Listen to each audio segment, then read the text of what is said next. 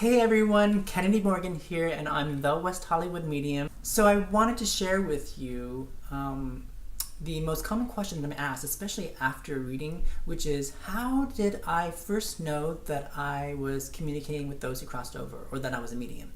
And first of all, I always tell people in growing up, I never even thought that I would be doing this type of work because I come from such a skeptical perspective. And I'm very logic minded. The journey to realizing that I was a medium has been quite an experience. But in looking back in my childhood, I see now that there have been moments, many moments where I was connecting with spirit, or the spirit was connecting with me. I just didn't know what it was. I just always thought it was this heightened sense of intuition, or a knowingness, or whatever it may be.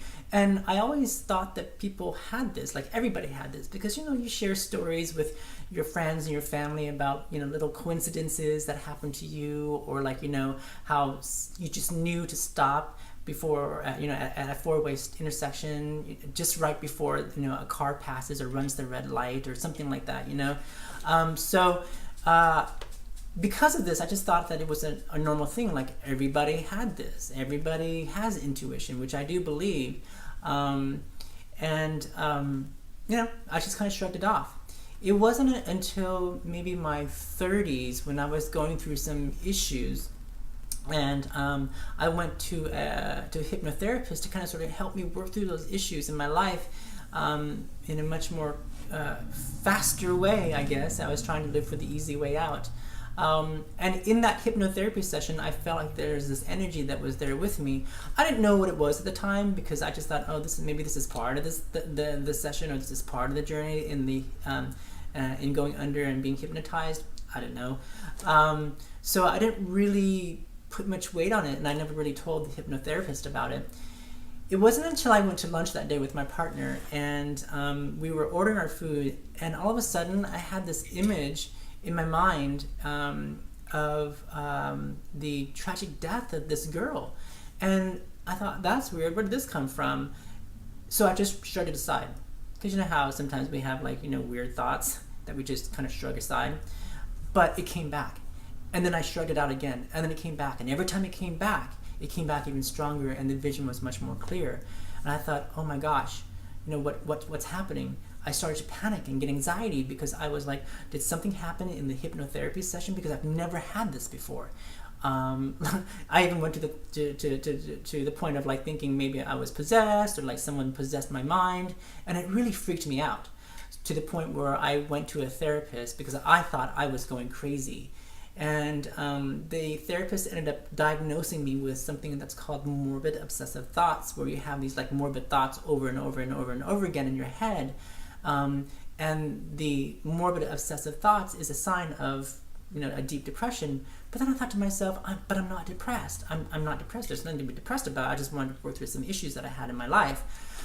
So, needless to say, I just kind of sort of accepted her diagnosis. For a year and a half straight, I worked on focusing on getting those thoughts out of my head. And it was the same thought over and over and over again. So it wasn't different thoughts. It was just the same thoughts over and over and over again. And finally, I was able to kind of sort of diminish the thoughts, and get them out of my head. But it took a long time. I didn't know what it was at the time. So, cut to 8 years later, and I was in Mauritius on a vacation with a friend of mine, and we were going to dinner to a restaurant and taking a taxi from the hotel to the restaurant. And in the taxi cab, we were laughing, having fun, and all of a sudden I had this strange compulsion and strange thought to ask the taxi driver about his daughter. And I was like, this is weird. So I pushed the thought aside. And then it came back. And I thought, this is weird. It's happening to me again. Oh my God. And I started panicking, and I started getting anxiety. And the thought came back, and I pushed it aside. And it came back even stronger. And the compulsion was really strong. And I was like, okay, what's going on here? What's happening?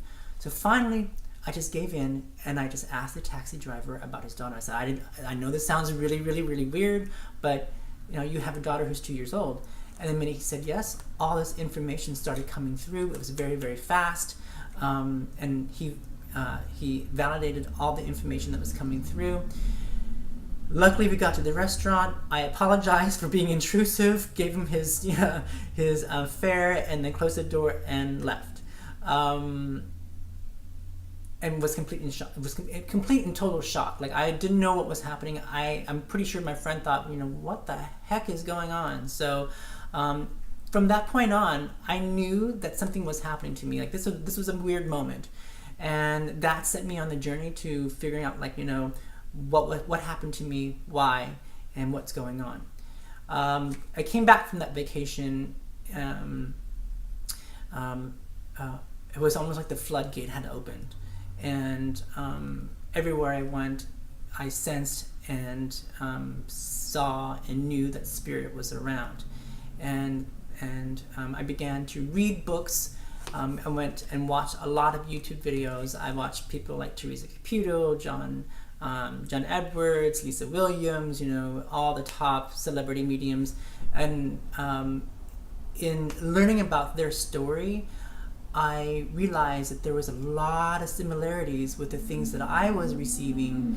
And so I delved into it even more. I read books, and then I started testing my abilities. Like, when I was around somebody and I had that compulsion or had that kind of sort of anxious feeling, it was a sign for me that spirit was around. So the minute I surrendered myself to that compulsion or that feeling, then I would receive information about that particular person or about the person that's trying to reach them from the other side.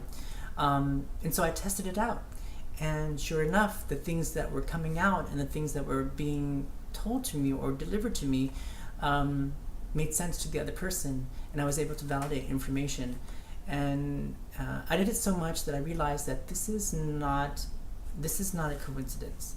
Like, you can't be that correct every single time, even if you were just guessing. So, and that's my logic mind thinking. So I started researching even more and started watching more YouTube videos and started talking to people and getting involved in with meetup groups that were meditation meetup groups and spiritual meetup groups. And to this day, I'm still learning. I'm taking classes and whatnot, but my gift has only strengthened even more, and to the point now where, instead of spirit coming to me, I can now actually connect to spirit,